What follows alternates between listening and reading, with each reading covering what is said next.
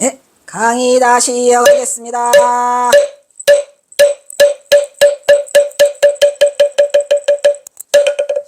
마지막! 마지막이라고 할 때 내 목소리가 제일 커. 마지막! 들어가는 말 오냐? 들어가라. 들어가는 말, 뭔 들어가는 말이죠? 이거?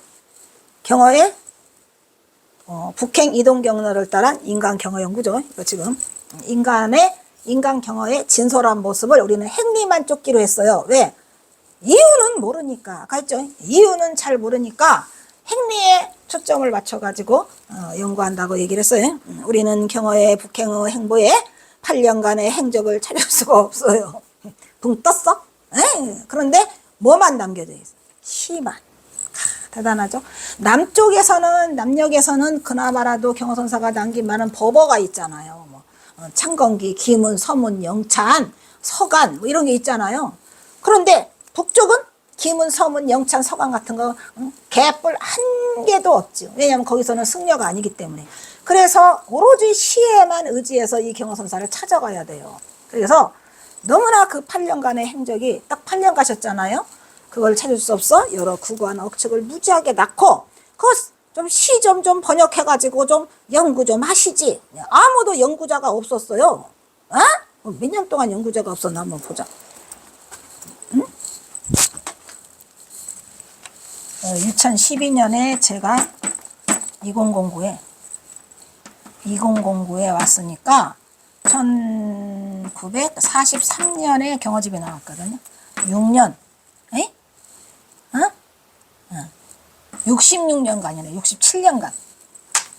67년간 손을 못 대고 있으니까 67년 동안에 그냥 온갖 똥바가지가 다 나와가지고 경어선사를 그냥 막 죽일 놈 살릴 놈 그냥 이렇게 해서 몰아붙여갖고 그냥 살인자까지 하잖아요. 살인자가 살인 누명 쓴 게 아니라 이제 살인자가 되고 도망갔다 그러지 뭐 과부랑 한속했다 그러지. 그래서 67년간의 그 공백이 있는 동안에 이 경어선사가 엄청난 어려움을 겪게 되더라 이런 얘기예요. 그래서 결국은 67년 만에 제가 나 68세인데 지금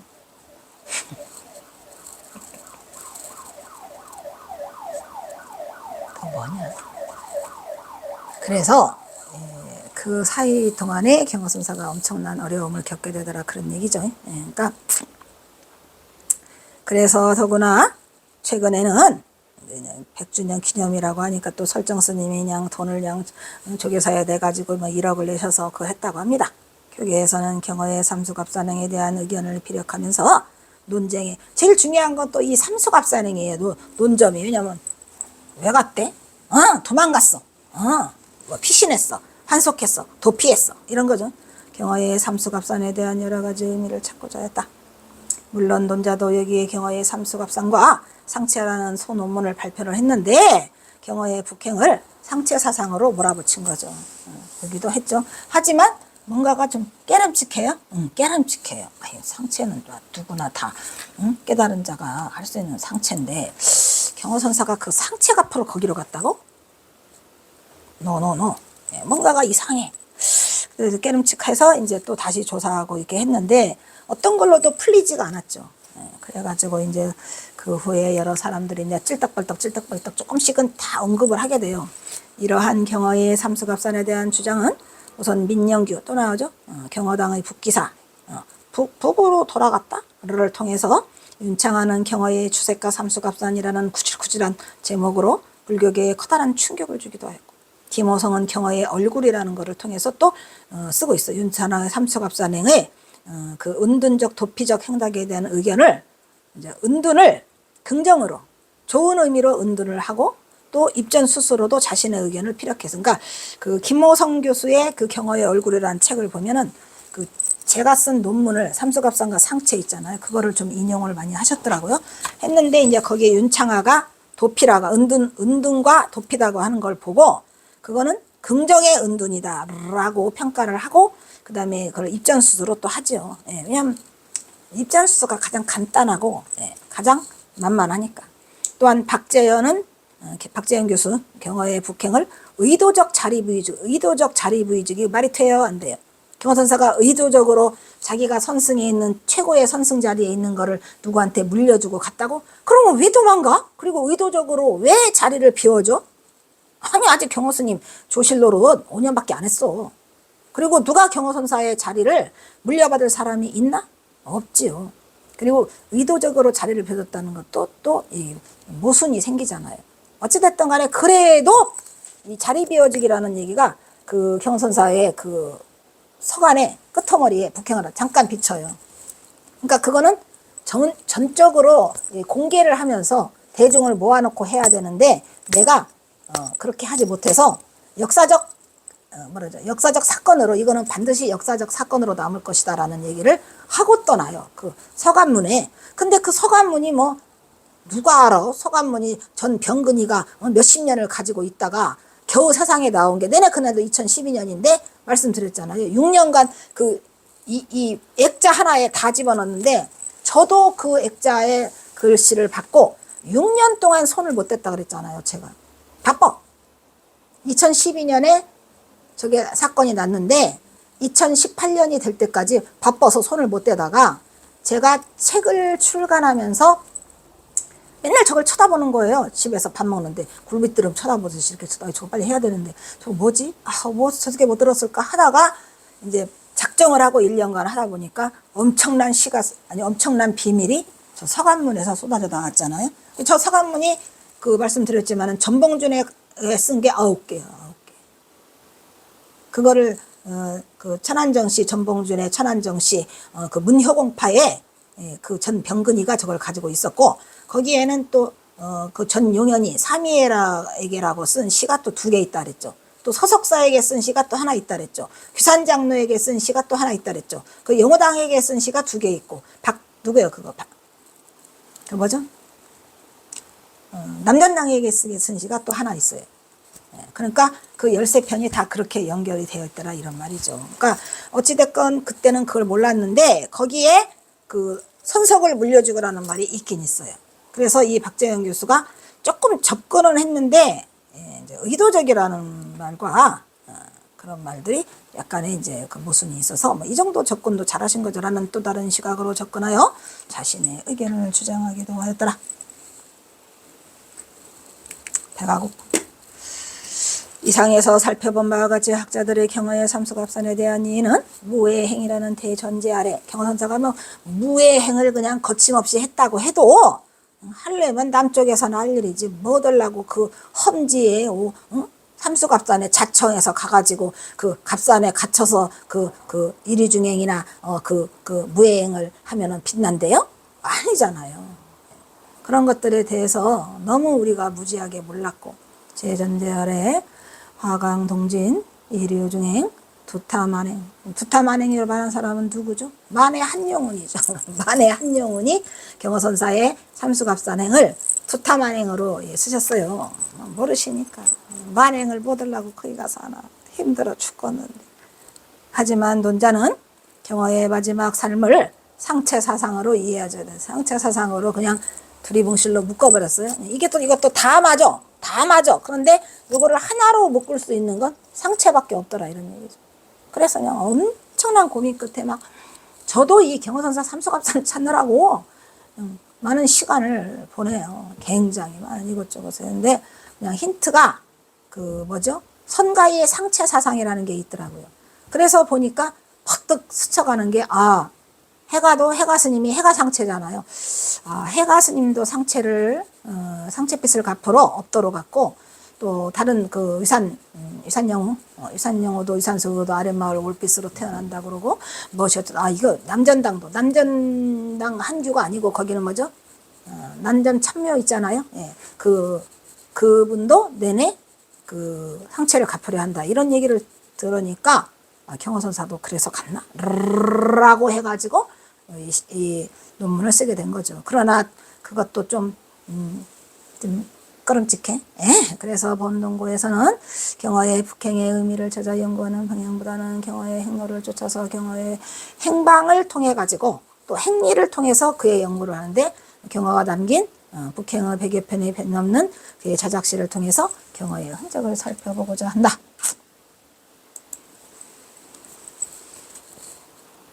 이거 했지. 했는데 왜 또 해, 내가. 아이고, 배고파 죽겠구만.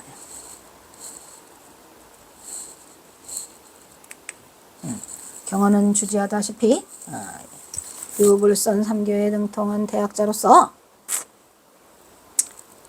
이 선자는 틀렸네. 신선선자. 이거 고칠 수 있나? 유불선.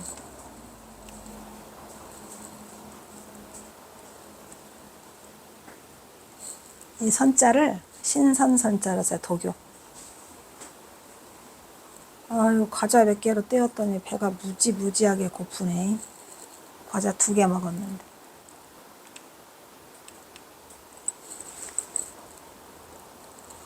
빨리 하고 밥 먹으러 가자. 집에 가자.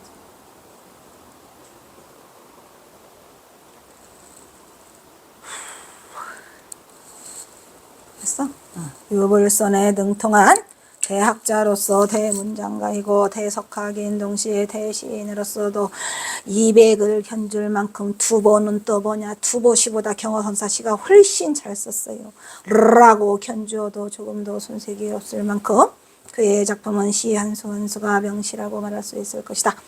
뿐만 아니라 또한 그의 시마다 들어있는 주옥같은 알랄이 들어있는 주옥같은 선지는 선소행자에게는 물론 일반에게도 큰 감동과 많은 가르침을 주는 살리시로서 격조 높은 품위를 드러내고 있는 수준 높은 선시를 통해서 그의 이동 경로를 따라서 북행의 이동 경로를 따라서 노승의 진솔한 삶을 추적하였다. 아이고. 논자는 경어의 북행시를 시자도 틀렸어요. 이래 좀 와보세요.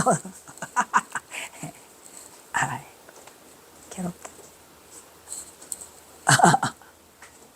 여기 인제서 한번 읽어보는 거. 시.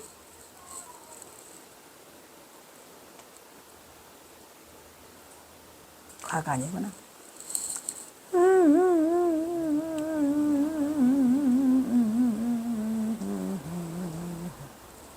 북행시를 통해 경어의 행적을 추적하는 과정에서 경어의 행리를 연구해보고 그 속에서 경어의 참된 모습에 접근해보고자 하는 목적을 가지고 이 논문의 방향을 잡아 우선 경어가 안변서강사를 출발하여 북으로 이동하는 행로 중 남쪽에서 가장 가까운 위치의 순서대로 그 여정을 따라서 경어시를 배열하여 경어의 이동 경로를 살펴보았다.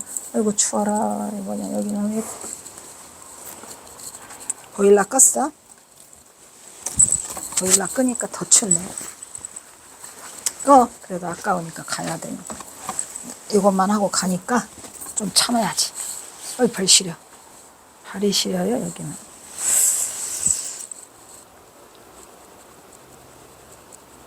그런데 이 경어시를 추적하는 가운데 경어가 이동한 흔적은 그다지 복잡하지 않은 단순 행로예요. 쭉쭉쭉쭉쭉 이렇게 간 거예요. 경어가 8년 동안 북한에서 머문 곳은 불과 몇 군데에 불과해요. 왜냐? 머물지를 않으니까 그냥 들킬까봐 거기서 머물지를 않아요. 그러다가 강계에 가서 안착을 하게 되죠. 발견할 수 있었으며 그 8년 전 대부분의 시간을 강계와 갑산에서 보내요. 이동 경로는 그냥 하루하루 매일 날품팔이 하면서 그냥 막 쭉쭉쭉쭉 하고 시 한 개씩 던져놓고 있거든요. 그리고 나머지는 전부 다 강계와 갑산에서 보내는데 강계 6년, 갑산 8년, 갑산 2년. 그래서 몇 개월 동시 잠깐 머문 것으로 추측이 가능했다. 그 중에서 강계 갑산 빼놓고 가장 많이 머무른 곳은 위원군이랬죠. 위원군에서 4개월 머무른 게 제일 많고 거기서는 송의진이를 못 만나가지고 친척이에요. 친척. 예산송 씨가 많이 살고 있다는 집성촌에서 송의진이를 꼭 만나야 되는데 못 만나. 연락이 잘 안 돼가지고 그래서 거기서 조금 머물고 나머지는 전부 다 갑산과 관계가 되겠어요.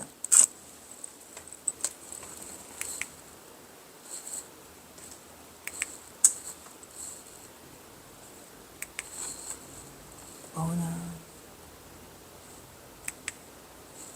다만 선시 중에서 용정강의 지명이 보이는데 그 지명은 중국의 용정과는 한문이 서로 일치하지 않아요.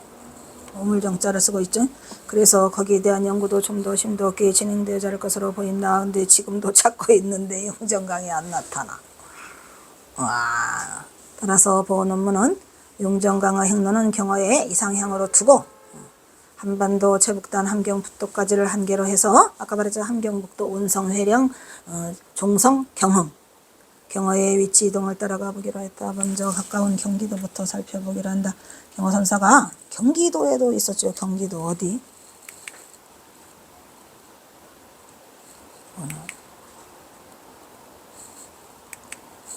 경어의 이동 경로 삼수갑산. 제일 먼저 것은 어디? 남양주 봉선사는 빼고, 예, 거기는 남쪽이니까 빼고요. 그 다음에 드문동, 강봉원. 우선 경어가 안병 서광사를 출발했어요. 그러니까 경어선사가 제일 먼저 남양주 봉선사, 그 다음에 가까운 두문동, 개풍군, 예, 두문동을 갔는데 거기서 강봉원이를 만나고 방향을 틀어서 월정사를 갔다가 그 다음에 어디 금강산을 가면서 동해안을 거쳐서 어디를 들려서 안변 서강사를 들려서 안변 원산바닥에 드러나는데 뒤지게 두드려 맞아서 방향을 바꾼다 그랬죠. 내려와요. 어디로? 곡산군 신풍면으로. 근데 거기에 박영상이라고 영어선사 친척이 있었어요. 어머니 쪽에 친척이죠. 그래서 방영상을 찾아서 그냥 정처 없이 무조건 내려와요. 다시 무서워서 거기 어디요? 그 국경 수비대 쪽으로 갔다가는 맞아 죽게 생겼어. 근데 사실은 원산까지 갔으면 그 위로 쭉 올라가면은 그냥 바로 삼수갑산이거든요. 근데 그렇게 가시지 않아요. 그래서 경어선사의 목적지가 삼수갑산이었다는 거는 옳지 않은 거죠. 다시 내려왔기 때문에. 그래가지고 이제 이동 경로를 남쪽으로 내려와가지고 다시 올라가는 그런 남쪽으로 가까운 위치 순서대로 해서 이동 경로가 바뀌죠. 그래서 경어시를 배열해서 경어의 이동 경로를 시에서 드러난 13개 군으로 이렇게 추적하게 된다. 이런 말이에요. 바뀌었어요, 방향이. 그래서 이제 먼저 경어가 시에서 보인 그의 이동 경로를 1. 경기도 개풍군. 아까 했죠. 개풍군은 강봉원이를 만나러 갔고 2는 황해도 신평군은 누구? 박영상이를 만나러. 그 다음에 평안북도 희천군은 사람은 안 만나고 희천 두첩사에 가서 2번씩 남기죠. 그 다음에 평안북도 벽동군. 벽동군에 가면 창명학교라는 게 있다 그랬죠. 그래서 거기서 들려가지고 시를 남기고 그 다음에 평안북도 위원군. 이원군에 아까 말했잖아요. 송의증이와 누구? 이택용이를 만나서 거기다 남기고 그 다음에 평안북도 영병군을 가는 거는 또 뭐였어요? 평안북도 이영군, 영병군. 영병군은 영변의 약산 진달래꽃 나름 따라 가실 길에 뿌리다라는 그 약산에 들려가지고 거기서 누구를 만나요? 김유군이를 만나나요? 만나가지고 거기서 뭐 날품팔이 한다 그랬죠? 영변 신시장에서 그 뜨내기가 날품팔이 하면서 거기서 사셔요. 돈 벌어. 돈을 모아갖고 가야 되니까. 그 다음에 평안북도 향산군에 들려서 아까 향산군 어디 그랬죠? 향산군? 상원암. 그 다음에 평안북도 강계군에 드디어 들어왔죠. 그리고 이제 강계군에서 다시 정착하기 전에 평안북도 후창군을 또 가요. 후창군을 갔다가 다시 장진군으로 내려와요. 장진군에서 다시 이제 강계군을 들어가는데 이건 2번 반복돼서 안 썼죠. 어쨌든 강계군에서 후창군, 장진군을 다 다녀요. 그 다음에 함경북도 경흥군. 아까 말했죠. 경흥, 회령, 종성, 온성 이렇게 한다 그랬죠. 그 다음에 이제 함경북도 온성군까지 가가지고 그 온성군에서 아까 그 이름이 누구더라? 김일현? 를 만나고 맨 마지막에는 다시 함경북도 함경남도 그 갑산군에 와서 그 마지막을 함경남도 갑산군에서 이제 그 임종을 하시기 때문에 논문을 진행했고 사실은 저 강계군, 후창군, 장진군은 그 순서대로만 한 것뿐이에요. 높은 순서대로만. 어쨌든 간에 그 위치로 봐서는 그렇지만 후창군, 장진군을 거쳐서 강계군으로 오게 되죠. 시에 그게 그렇게 됩니다. 자, 그 다음에 그러면 이제 경어의 북행의 출발지가 이제 안변 서광사로죠. 여기서 제가 빼먹은 건 다 뭐예요? 월정산 들려갖고 3개월간 하원경 대방강구를 하원경 한 거 빼고 또 강봉원이 만난 것도 빼고 또 동해안으로 가다가 유점사 뭐셨지? 유점사가 그 뭐였죠? 유점사, 성불사, 길상사가 길상사도 들리는 것 같은데 어쨌든 거기 그 다음에 그 어디야 또 그 금강산의 헐성루, 헐성루에서는 정확하게 2시를 남기고 또 금강산의 명구라에서 2시를 남기죠. 그리고 이제 안병 서광사로 왔는데 거기서 이제 다시 쫓겨 내려오기 때문에 출발을 안변 서강사로 한번 잡아보도록 하겠습니다. 경화는 1903년 초가을 인사를 떠나 1904년에 범어사와 서단 천정함을 거쳐 천정함에서 만공에게 최후의 법문을 마치고 전법계를 내려주신 후에 1904년에 3월 봄에 전정함을 떠나 그곳에서 흔적 없이 홀로 장도에 올라 바람처럼 구름처럼 복으로 방길을 주자. 이 3월도 처음에 제가 알았던 건 3월이었는데 나중에 보니까 그 다음날 바로 떠나시니까 2월 12일이겠지 뭐. 경화당 성우가 선승으로서 마지막을 모습을 보인 곳이 어디예요? 강원도 고상군 설봉면의 설봉리에 안변 서광사더라. 거기까지 승려예요. 거기까지만 승려. 서광사는 이 성계가 조선을 건국할 때 500나안들이 좋아졌다는 것에 근거해서 역사적으로 유명한 500나안을 봉안한 절이죠. 세월이 흐르면서 오칠이 벗겨지고 1904년 500나안 개금불사, 개분불사라고도 하고 개금불사라고도 하죠. 증명법사로 경화를 추정했다. 이 불사를 마지막으로 그는 승복을 벗고 추정자도 타버려. 이후에 경화는 원산 한복판에서 그 모습을 보인 이때까지 경화의 출몰은 아직 승복이야. 그래서 1900 그래가지고 경화가 원산바닥에 나타났을까지도 승복인데 이제 뭐냐면 비승비속이에요. 승복이긴 한데 거다가 주장자에다가 또 고깃덩이 매달고 뭐 한댔답니다. 그래서 이제 그 왜 승복이냐면 그 뭐죠? 그 일본 북방 수비대에 걸렸는데 네 신분이 뭐냐 그러니까 떠돌이 중이라고 하잖아요. 교도소 겁대가리가 없었던 것 같아 그때. 떠돌이 중이라 그러면 큰일 난다니까. 그래서 거기서 이제 이놈 수상하다, 괴승이다, 괴승이라고 하잖아요. 그러니까 그때까지도 아마 승복을 입었던 것 같아요. 그래서 괴승이라고 하니까 나중에 죽도록 맞고 그 뒤부터 이제 변장을 해야죠. 경화의 출몰은 아직 승복이다. 1904년 천장함으로 돌아온 경화는 만공에게 법을 전한 후 북녘으로 걸음을 옮겼다. 오대산 월정사 거치고 금강산을 거치고 안변 서강사에서 잠시 머문 뒤에 자취를 감추게 됐다. 이런 얘기죠. 이때까지 경화의 출몰은 아직 승복이다. 그래서 수비대에서 내 이름은 떠돌이 중이다. 1904년 직함이 뭐냐 중이다. 1904년 천정함으로 돌아온 경우는 만공에 옮겼다. 오대산 월정 내가 했는데 2번 하지. 방난주라는 이름으로 머리를 기르고 승복조차 벗어버린 경우는 유생의 모습으로 저자에 들어가더라. 이런 얘기 이제 저작거리로 들어갈 때는 이제 유생이죠 이제. 근데 원산바닥에 나타났을 때까지만 해도 승복을 걸치고 있었다고 합니다. 마치 심우도의 마지막 아까는 심우송 했잖아. 심우송은 심우도 법문이랬죠. 심우도의 마지막 단계인 입전수수와 같은 삶을 보여주었다. 더욱더 기괴한 모습으로 술병과 고기를 주장자 끝에 매달고 꿰차고 머리는 수영과 또 머리를 두어서 내 덥수룩한 모습으로 원상거리를 자유롭게 당당히 하고 여성을 볼 때 경화의 부팽은 일부의 세간에 도피니 피세니 은든이니 하는 방향과는 전혀 거리가 멀어 보이죠. 도피하고 은든하고 피세하는데 왜 이렇게 당당해? 그래서 경화선사가 처음에는 그냥 남쪽만 빠져나오면 좀 자유로울 줄 알았죠. 그래서 그냥 당당하게 그냥 뭐 이렇게 도피, 은둔, 피세, 아이고 다 필요 없어 라고 했는데 한번 이제 두드러 맞은 뒤로는 죽음을 경험한 뒤로는 이제 몸을 사리기 시작하죠. 2개 썼나 보다. 이거 하나 치워야 될 거.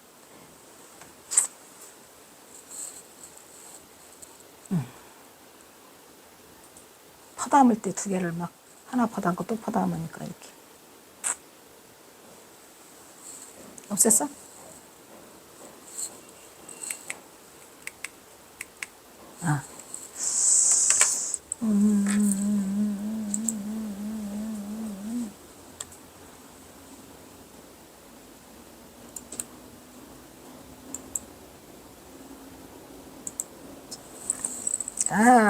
그 다음에 2번째, 경화의 중간에 이동경로 13개군. 본 논문에서는 경화가 안변 서강사를 출발하여 북으로 이동하는 도중 남쪽에서 가장 위치를 배워서 경화시를 배워서 경화 이동경로시를 드러낸 13교육조였다가 먼저 경화가 시에서 보인 이동경로를 따라서 경기도 개풍군을 시작했어요. 그 다음에 황해도, 평안북도, 평안남도, 함경남도, 함경북도 이렇게 해서 이동경로를 시작했다는 것을 지금 밝히고 있죠. 경화도 경기도 개풍은 경기도 개풍군은 서울에서 아주 가까워요. 응. 북한의 행정구역에. 지금도 경기도 서북부에 있는 개풍군은 동쪽으로는 장당군, 서쪽으로는 예성강이 흘러가요. 예성강 타고 월북인가 뭐 월남인가 하잖아요. 예, 그 예성강이 바로 거기. 황해도 연백군, 남쪽은 임진강. 임진강을 또 통해서 또 월남하죠. 또 한강을 경계로 김포, 파주. 이거 다 지금 살아있는 곳들이 전부 다 지금 우리가 살고 있잖아요. 김포시, 파주시, 그리고 북쪽으로는 황해도의 금천군과 접하고 있어요. 이처럼 개풍군은 남한에서 지척에 있는 거리죠. 거리로 경어가 북을 향해 떠난 후 가장 근접한 거시에서 모습을 드러내고 있는 게 개풍군인데, 그 개풍군의 누구? 강봉원. 개풍군의 경어선사가 강봉원이를 만나러 갔을까요? 두문동을 보러 갔을까요? 두문동을 보러 가요. 강봉원이는 알지도 못해요. 그런데 그 두문동에 저기 72이회에 두문동 실기에 써 있잖아요. 태조 이성계가 조선왕조를 세울 때 두 임금을 섬길 수 없다 해가지고 굶어 죽은 충신들, 그거를 보러 이제 두문동을 갔는데, 거기에서 강가에서 푸른 삿갓 쓰고 낚시질하는 그대가 강봉원인데, 그분이 말을 걸어가지고 화답시를 줘갖고 경어선사도 어쩔 수 없이 그 강봉원에게 화답하라는 시를 그냥 얼떨결에 줘요. 그런데 이제 거기에 이제 가장 남쪽을 떠난 후 가장 진짜 처음으로 쓰는 시라 막 그냥 거다 퍼부어대죠. 닭골배기 싫다고. 물론 경어가 이곳 두문동보다 더 위쪽의 어느 곳에서 인편으로 온 강봉원을 만나고 주고받은 화답시로 보이기도 하지만, 그렇다 하더라도 이러한 상상은 거의 불가능하죠. 왜냐면 남쪽에 북쪽에 누구를 알아? 경어는 북행이 초행인 관계로 누구에게 인편을 보낼 만큼 친근한 사람이 없었다고 말할 수 있을 것이다.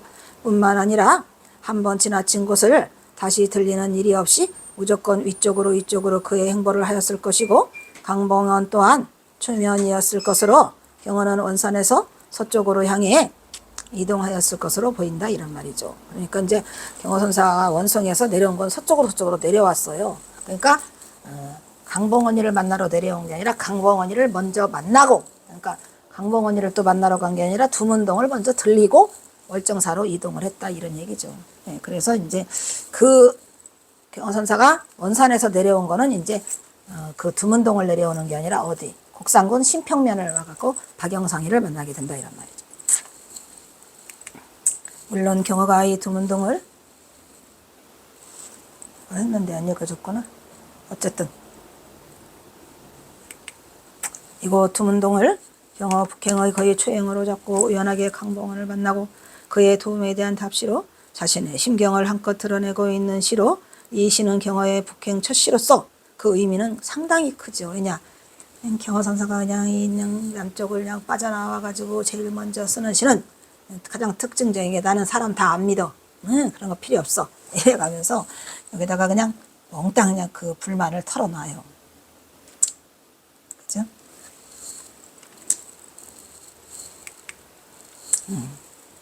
두문동 써있죠. 두문동에 두물불출이라고 하잖아요, 우리가. 그 두문동에 두물불출하고 있는, 안 나오면은 두문불출이라고 해요. 그래서 두문동에서 화 강봉원에게 하답한 시더라, 이런 얘기요. 네, 그래서 이 시가 굉장히 의미가 깊고, 또 경어선사가 삼수갑산으로 떠나면서 우라통이 터지고 누구한테 말 못한 것을 이 시로서 그나마 그 경어선사의 심정을 엿볼 수 있는 시라 굉장히 의미 있는 시더라, 이런 말이죠.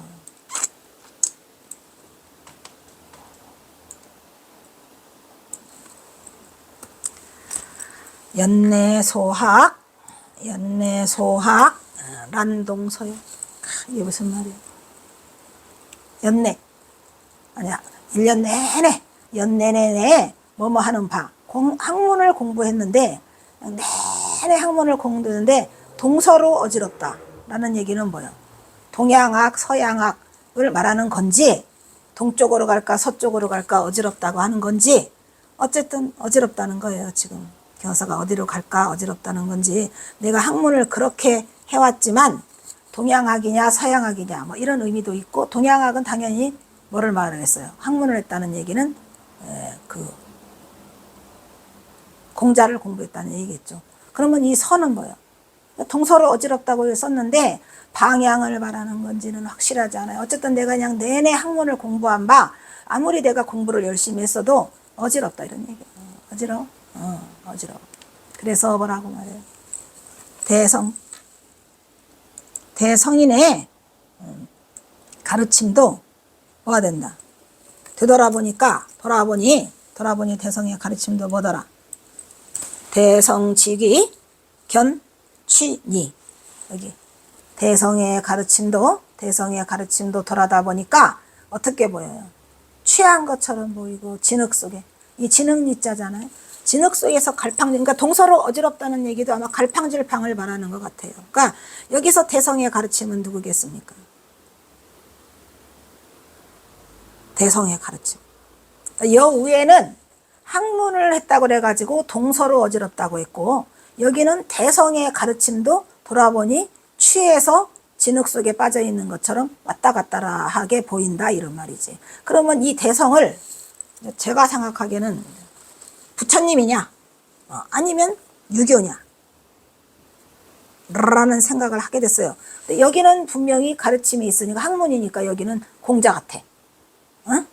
계속 공부를 해봤지만, 그리고 여기는 대성의 가르침이니까 보니 취한 듯 취했다 그랬잖아요. 취하고 뭐야 진흙 속에서 갈팡갈팡거린다 하니까 부처님의 불교의 가르침을, 내가 깨달은 불교의 가르침을 말하는 게 아닐까라는 생각이 들어요. 두 개 다 대성을 공자라고 하기에는 왜 한 번 했으니까.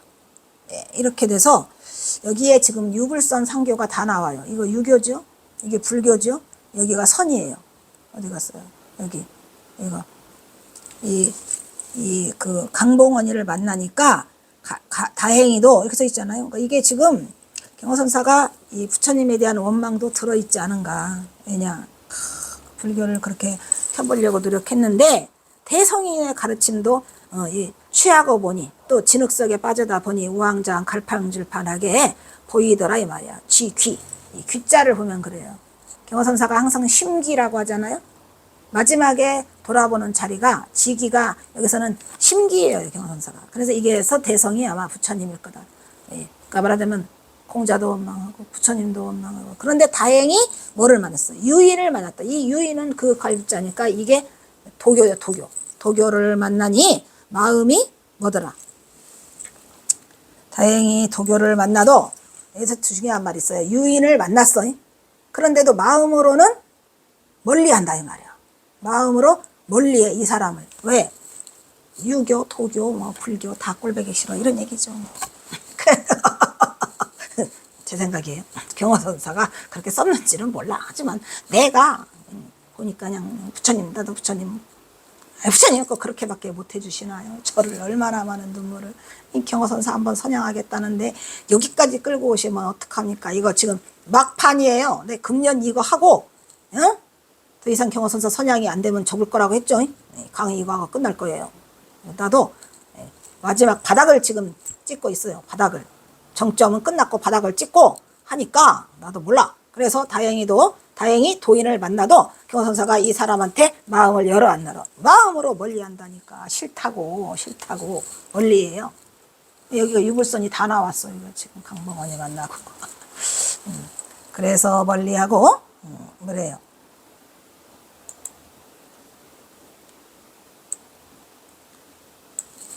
욕탐영경 하남제요. 욕탐 탐구하려고 그래. 뭘 탐구하려고 그래? 영경을 탐구한다는 게 이게 이제 도교야. 사실은 신령한 경지니까. 이 사람은 멀리. 그러니까 여기서 도인이라고 한 걸 보면은 유인이라고 한 걸 보면은 유교 쪽에 가까운 사람 아닐까라는 생각이 들고, 도교는 영경이에요. 경서가 도교 좋아하잖아요. 내가 영경을 탐구하려고 해도 말과 같이 말처럼 그렇게 가지런할 채, 그러니까 마음으로 정리가 안 된다는 얘기죠. 마음으로 이게 정리가 하는 게 어렵더라 이런 얘기요. 그러니까 이 경허선사의 정신세계가 얼마나 많이 힘들었으면 내가 믿었던 유교는 다 어디려갖고 공자님 같은 소리 하고 있네요. 내가 믿었던 부처님은 또 이게 뭔 돌아볼 기를 하니까 심기는 또 뭐고 취했다 깼다 진흙 속에 갈팡질팡하고 내가 다행히 이 유인을 만났는데도 이 사람도 못 믿어. 그러다가 영경을 탐구하려고 하는데도 내 마음속으로 말로는 이거를 설명하기가 말처럼은 안 되더라 이런 얘기예요. 그래서 이제 이 복잡한 심정이 이 네 글자 다 들어있는데 너무너무 불쌍하죠 경허선사가. 예, 그래서 말과 같이 안 되네. 그러면서 뭐라고요? 또 부운영의 창조근이요 뜬구름 밖에 여기 뜬구름이죠. 뜬구름의 그림자 밖에 창주가 가까이 있는 것처럼 이게 창주가 바로 그게 뭐예요? 도교의 이상향이잖아요. 그러니까 얘가 도교고 얘도 도교예요. 도교의 이상향인데 뭐 그렇게 되면 대성도 여기도 얘가 두 줄 썼으니까 여기도 또 두 줄 쓸 수도 있겠네요. 그죠? 이 대성해 보더라. 이 귀자 때문에 부처님 같아 내가 보기에는 불교야. 심기, 마음자리. 그래서 이게 부운영의 창주군요. 뜬구름 바깥의 그림자의 창주가 가깝다고 들려. 저기서 물소리가 찰랑찰랑 들리면서 그 창조가 가깝다는 것을 얘기하고 있어요 경허선사가. 그런데 뭐라 그래요? 창조가 가까워 보이기는 하는데 그때 마침 누가 소리가 나? 두견새의 울음소리가 들려요. 두우는 두견새를 말하는 거예요. 두견새의 울음소리가 소리 가운데에 내가 백발을 재촉한다는 얘기는 뭐예요? 백발을 재촉할 채자예요. 재촉할 채자. 그러니까 두견새의 울음소리를 들으면 마음이 굉장히 조급해지고 그동안에 두견새 울음소리를 엄청 많이 듣고 왔잖아요. 그래서 그걸 가운데 내가 백발을 여기서 경어는 백발이고 재촉한다는 얘기는 두견새 울음소리가 들리면 해가 지금 진다는 거야. 그래서 빨리 찾아가야 돼. 지금 어디론가를 가서 그 내가 백발을 재촉한다는 얘기는 경어가 자신이 지금 늙은이가 빨리빨리 백발을 그 발걸음을 재촉하고 있더라. 누구 때문에? 두견새 때문에. 두견새 소리에 마음이 급해졌더라 이런 얘기고. 그리고 또 뭐라 그래요? 근데 참 화답시치고는 엄청나게 써놓고 안 주셨나봐. 도로 가져가셨나봐. 왜냐하면 강봉원이를 만날 일은 없잖아요. 그 만공이 아무리 그래도. 그래서 출척 부문도 거절이요. 출척은 뭐예요? 출세에서 앞으로 나아가고 척은 내치는 거죠. 공이 있건 공이 없건 공이 있으면 나아갈 출이고 공이 없으면 배척당하잖아요. 출척이 그거예요. 공이 있고 없건 간에 불문하고 출척 불문하고 도 칼로 싹 잘라 그냥 싹 잘라버리고 이런 얘기죠. 칼로 싹 잘라버리고 도거절하고 딱 잘라내 버려. 공이 있던 없던 난 상관없어 이 말이에요. 지금 내가 언제는 뭐 공이 있어서 뭐 했냐? 그거는 비단 경허선사뿐이 아니라 전봉준 장군에도 관계되는 얘기죠. 전봉준 장군이 그냥 백의 장군으로 해가지고 그냥 민족의 그냥 그 시기라고 해가지고 그냥 엄청난 공이 있다고 해놓고 죽었잖아. 그런 거 다 필요 없어 이런 얘기요. 공이 있건 간에 불문 간에 다 잘라내 버리고 공은 또 다 뭔 소리야. 내가 뭐 조실로 받았으면 뭐하고 나도 마종이라고 하는 것들 또 경허선사 전봉준 장군이 교수의 교수형을 당해서 형장의 이슬로 사라지니까 그 뭔 공이 있어. 그거 다 필요 없고 이런 얘기야. 공이 있건 간에 불문하고 이런 얘기야. 불문하고 다 단칼에 잘라버리고 뭐가 제일 좋더라. 다른 얘기를 연사하시죠. 이군 청리 조연계로다. 근데 여기 이자는 마을을 말할 때는 이구고 여기서는 불어와는 선을 써야 돼요. 선군이에요. 선군 청립이에요. 이군이 아니에요. 선군 청립 조연계요. 연기와 계곡이죠. 연기와 계곡에서 조자는 낚시조자예요. 낚시조. 그러니까 부럽다 이런 말이에요. 누가 부럽다? 그대가 부럽다. 청립을 쓰고 푸른 삿갓을 쓰고 낚시질을 한다. 어디서? 안개가 낀 계곡에서 연계에서 낚시질을 하는 그대가 부럽고 부럽더라. 일단 여기서 끊자. 다음 한 번 더 해야 될 것 같아요. 자, 여기서 끊도록 하겠습니다. 다음은 사홍선이 있겠습니다.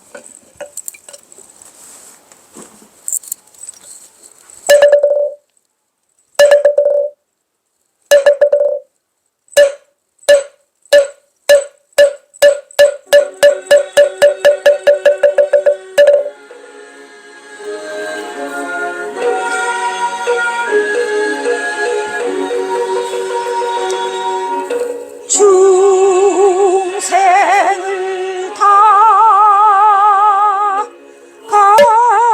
간지오리라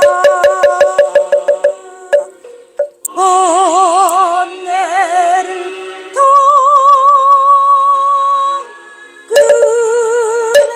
끊어리라 법문을 다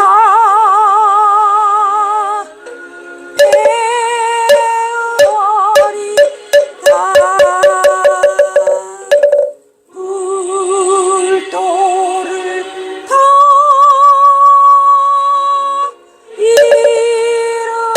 이루리다. 다음은 산회가가 있겠습니다.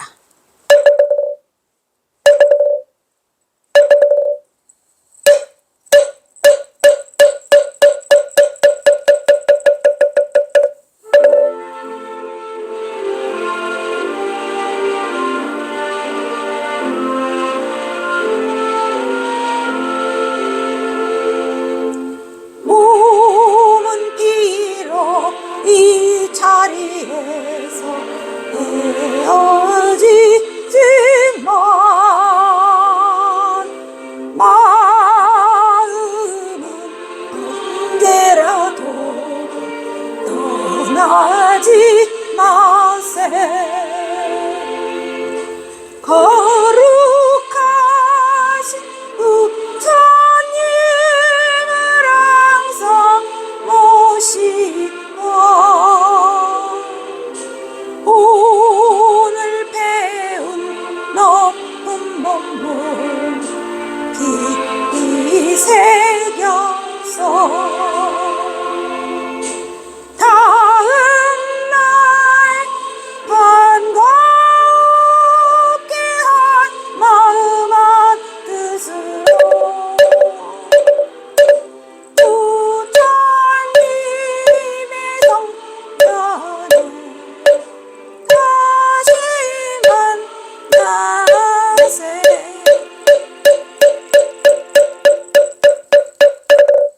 성불하십시오.